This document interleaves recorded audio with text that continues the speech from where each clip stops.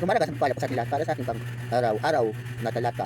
Tayo ngayon ay nasa Leviticus Kapitulo 5 sa versikulo 4 hanggang 6.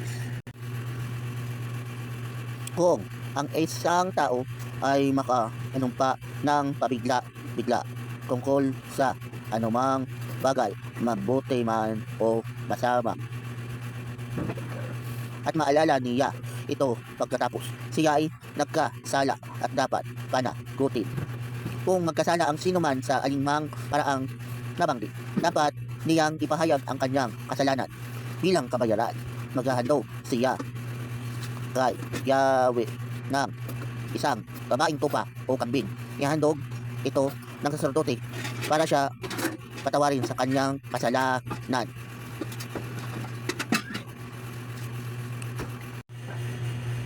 So, ang passage nito ay patungkol doon sa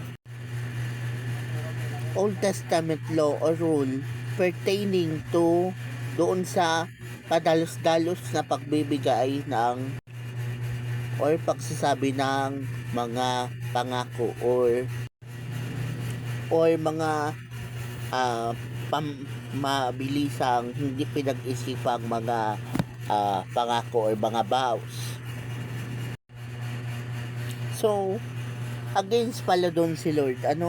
Kasi nga, padalos-dalos, so hindi pinag-isipan.